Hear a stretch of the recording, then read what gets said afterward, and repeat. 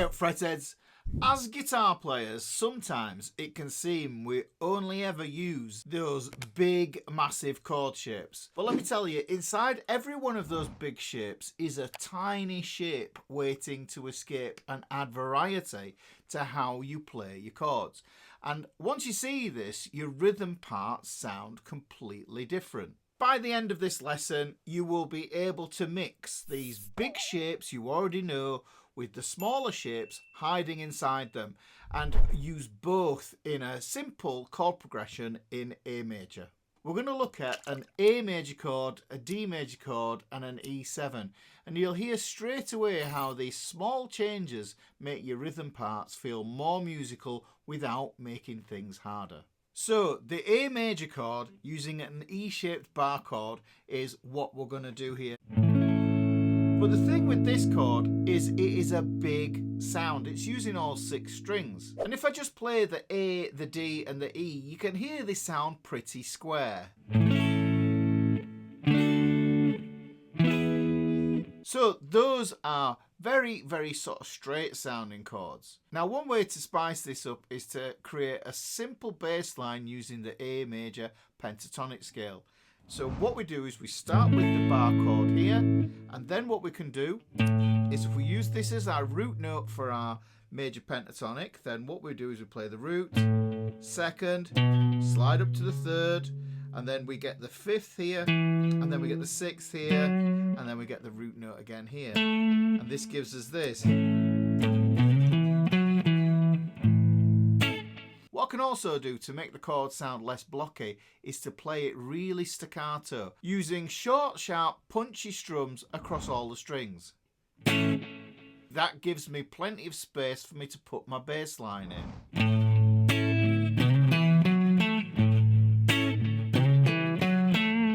That might sound familiar. Now that's the first idea we can do to add some variation to that A major chord. But the next thing is pretty cool, and I think I kind of borrowed this from Soul Man.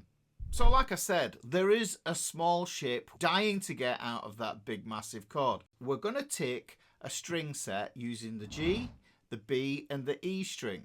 And we're just going to play this portion of that bar chord. So if we get rid of the full bar chord and just play those 3 strings there, we get a partial bar on the B and E string here, but then if I get that second finger on, I can play pretty much the whole of the triad there, starting on the 3rd.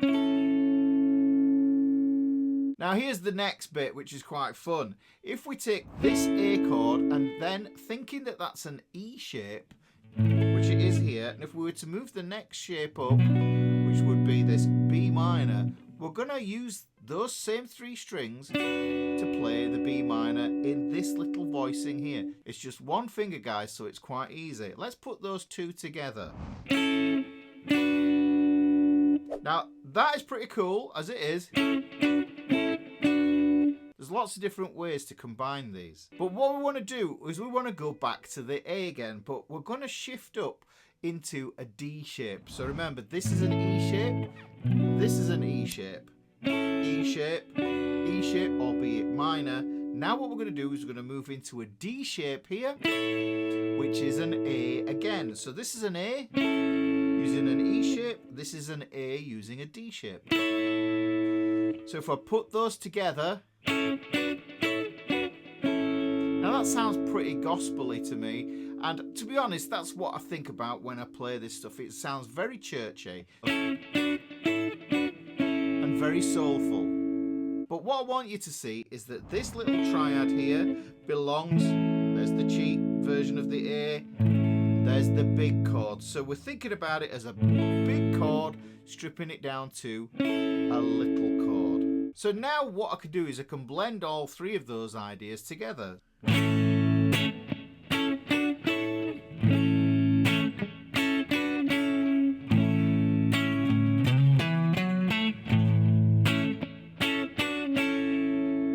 Now, if you're playing with other people, you don't need to play everything all at once. Sometimes you find it's better to leave space and just play the small shapes. Sometimes you might need to play the big shapes to fill the sound. And if you're the only guitarist in the band, then yeah, you might need to play all of these things together.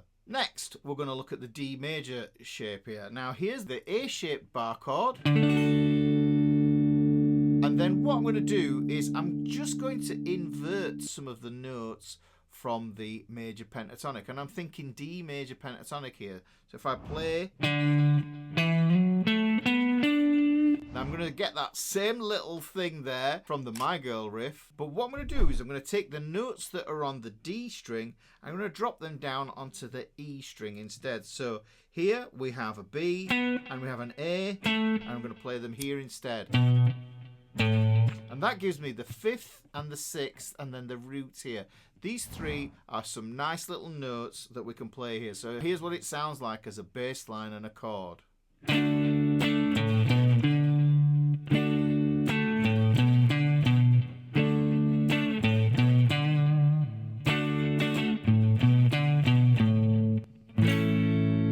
And then that takes us back to our A if we want to. Now I would recommend practicing switching between those two riffs and those two chords. But we want to be able to get something out of this that is a small chord as well. Remember, this is the big chord and it's a bar chord, so it might be hard work for you. So let's try and use these small shapes to make things a bit easier. So what I'm going to do is I'm going to look at this A shape here, and I've got the 5th, the root and the 3rd of the A shape here, and I'm going to drop the root note. That's all I'm going to play. I'm going to play these two notes here, these 6ths. Now this really does sound like Soul Man by Sam and Dave. And what we're going to do is we're going to take this pattern and we're going to move it down a whole step. Now this sounds like a C really without the root note, but what we're going to do is we're going to play another 6th here as well. So hopefully you can hear that there. Now what you need to do with these 6ths, with this D chord, is we need to make sure that we're muting the D string, the G string and the thin E string. So the only two notes that are sounding are the ones that you're holding down here with your fingers. So it goes. Let me play through those D chord variations slowly so you can see what's going on.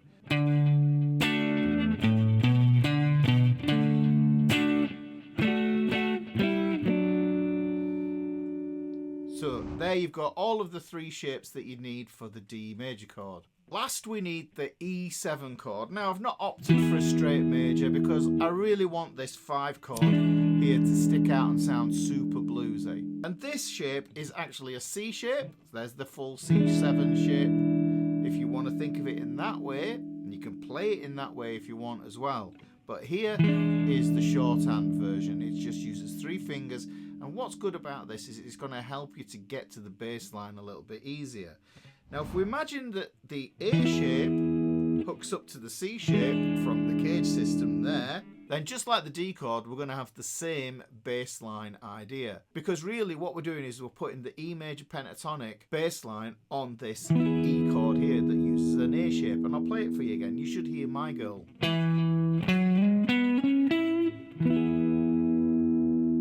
Now if you remember what I said right at the beginning, that I thought that the E shape, if I played it like this, it just sounds a bit square and predictable. So playing the E7 is going to give me a little bit more of the vibe that I'm after. Now let's add that bass note to the E7.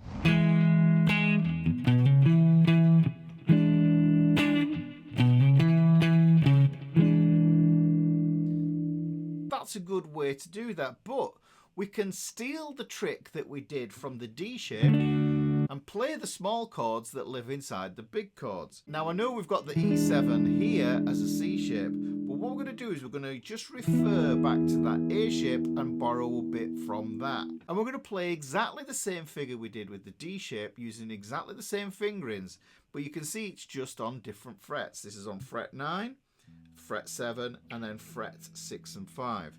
So we go like this.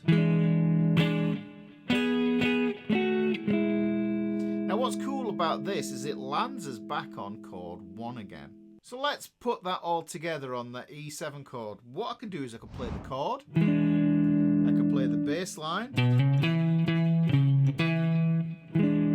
and I can also play those 6ths using the A shape, moving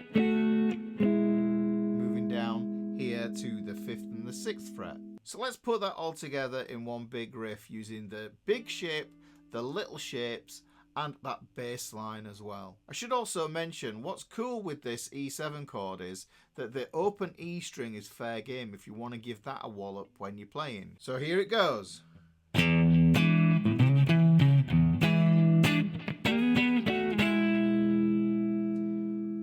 Let me play that a bit slower.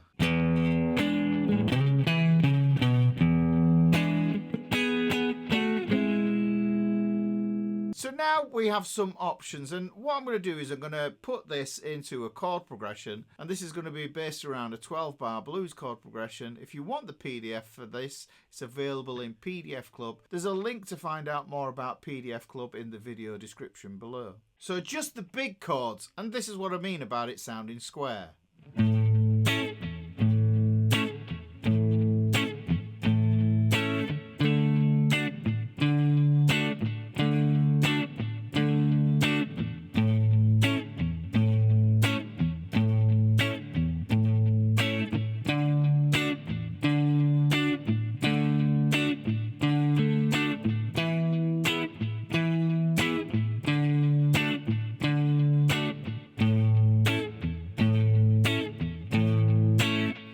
So even with that staccato strum, the chords still sounded pretty dull. Let's add a bass line to them.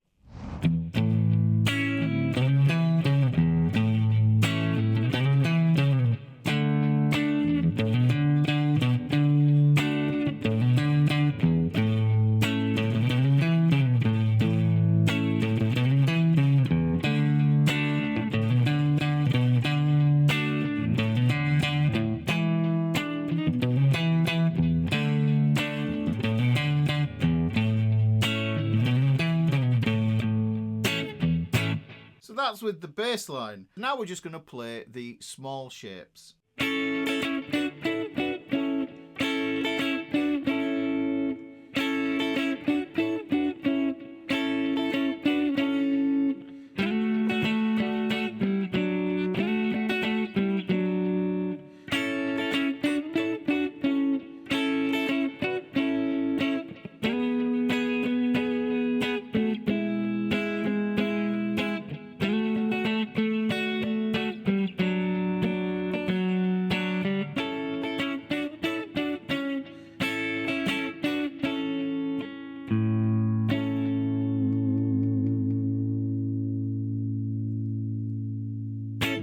There you go, guys. That's mixing big shapes and little shapes from the big shapes, which is kind of like chord inception. Now this is really cool because it's going to help you to build a good rhythm guitar vocabulary, and you can apply these to the chords that you're playing underneath. Now if this opened up something for you, watch the next video on screen because it joins the dots even more clearly.